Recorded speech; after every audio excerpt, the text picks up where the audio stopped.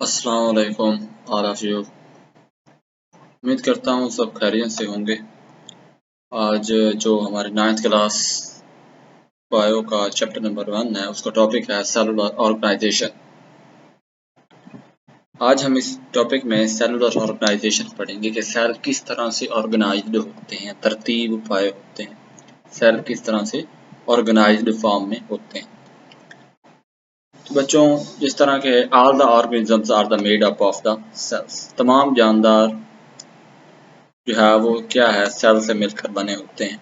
हमने क्या आपको पता होना चाहिए, जिस तरह की हमारी बॉडी जो है वो सेल से मिलकर बनी। जिस तरह के फॉर एग्जांपल कोई हम मकान वगैरह बनाते हैं तो उसके लिए हमें ईंटों की ज़रूरत पड़ती है। तो ईंट क्या है, उसका यूनिट है हमारे पास पूरे मकान का। तो सेल भी एक हमारे पास बॉडी का यूनिट है। इस तरह हमारी बॉडी भी सेल से मिलकर बनी होती है। आगे हम चल के पढ़ेंगे, बहुत से ऐसे जानदार हैं जिनकी बॉडी सेल से मिलकर बनी। कुछ ऐसे जानदार हैं जिनकी बॉडी एक सेल से बनी है, मतलब वो यूनिसेलुलर। कुछ जानदार ऐसे हैं जिनकी बॉडी 2 सेल से मिलकर बनी है, बाई कहलाते हैं। कुछ हमारे पास जानदार ऐसे हैं जिनकी बॉडी 2 या 2 से ज़्यादा सेल पर मुश्तमिल, उनको हम मल्टी सेलुलर का नाम देते हैं। तो अब हम अपने टॉपिक की तरफ जो है वो शुरू करते हैं। हमारा टॉपिक जो है वो आज का all the organisms have been divided into the 5 major group. तमाम ऑर्गेनिजम्स को हम 5 मेजर ग्रुप्स में डिवाइड करते हैं। पहला है हमारे पास prokaryotes, protists, fungi and plant and ठीक है।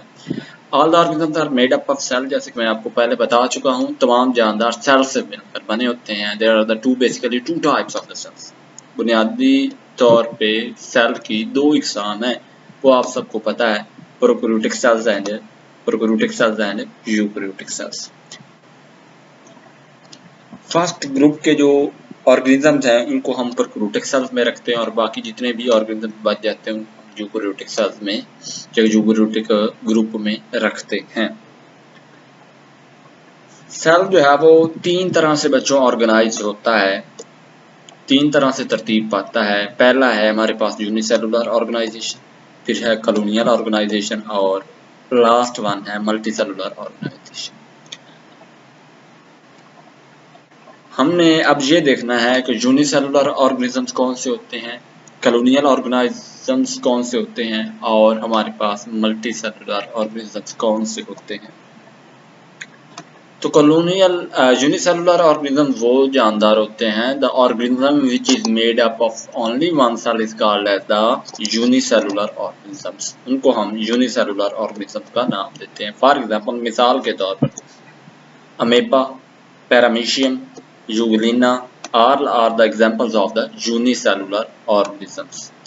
बच्चे, जब भी आपको ये शॉर्ट क्वेश्चन में आए कि what is the differentiate between the unicellular and multicellular, या डिफाइन में आया, तो आपने यही डिफाइन लिखनी है कि all the organisms are the organism which is made up of only one cell is called as the unicellular organism.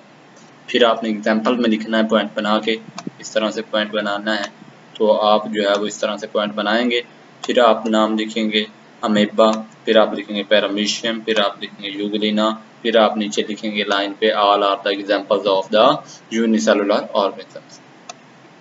जिस तरह की ये आप देख रहे हैं, ये अमेबा की एग्जांपल है, और ये भी एक यूनिसेलुलर ऑर्गेनिजम्स है। उसके बाद ये जो है वो हमारे पास क्या है, पैरामीशियम की एग्जांपल है, ये भी एक यूनिसेलुलर ऑर्गेनिजम है। ये क्या है, यूग्लिना की एग्जांपल है, ये यूग्लिना की एग्जांपल है। ये भी एक हमारे पास क्या है, यूनिसेलुलर ऑर्गेनिजम्स की एग्जाम्पल है, क्योंकि इनकी बॉडी एक ही सेल से बनी होती है। ऐसे जानदार जिनकी बॉडी एक ही सेल से मिलकर बनी हो उनको हम यूनिसेलुलर ऑर्गेनाइजेशन का नाम देते हैं।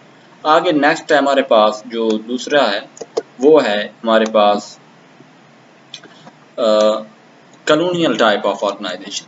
कॉलोनियल टाइप ऑफ ऑर्गेनाइजेशन में जो है वो सेल कॉलोनी में ऑर्गेनाइज होते हैं। जिस तरह की ये आप पिक्चर में देख रहे हैं, सेल, हर सेल, ये वाला सेल, ये वाले सेल, ये वाले सेल, ये जो मेजर सेल्स बड़े बड़े दिखाए गए हैं, ये आपको कॉलोनी, एक सफेयर कॉलोनी में ऑर्गेनाइज तरतीब होते हुए आपको दिखाई दे रहे हैं। मतलब हर सेल, सिर्फ यही नहीं, बहुत सारे दूसरे सेल्स भी हैं जो इस कॉलोनी में ऑर्गेनाइज हैं, लेकिन मेजर ये दिखाए गए हैं।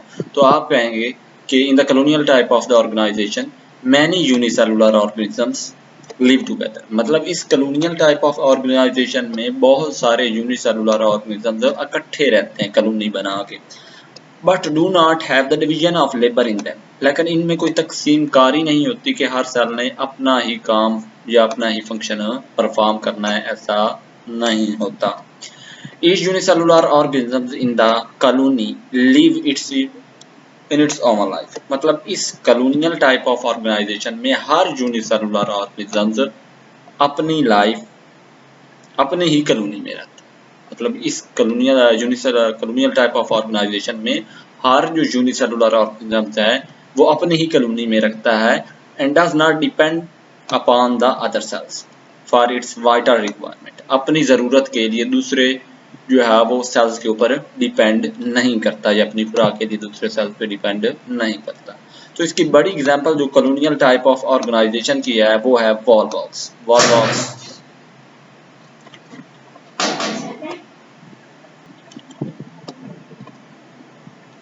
जी बच्चे, तो वॉलवॉक्स ये एक ग्रीन अलगा है, सब्ज अलगा है जो कि वाटर पाउंड्स डिच तालाब वगैरह में पाया जाता है। ये कॉलोनियल टाइप ऑफ ऑर्गेनाइजेशन की एग्जांपल है।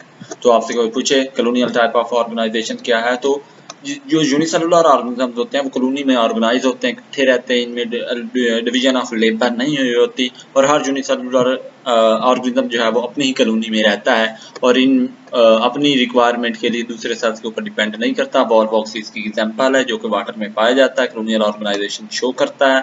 और अगर 100 ऑफ वॉलवॉक्स, मतलब अगर 100 वॉलवॉक्स मिले तो हमारे पास, अगर 100 वॉलवॉक्स मिले तो हमारे पास क्या बनती है, एक कॉलोनी बनती है।